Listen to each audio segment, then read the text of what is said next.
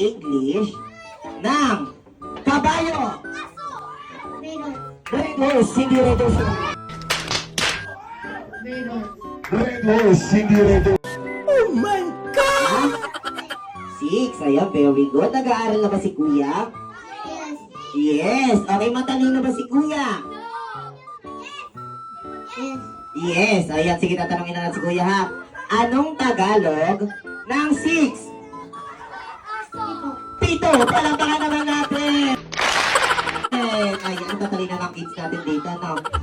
Oh my God! Okay, sige. Ayan na. Anong English ng kabayo?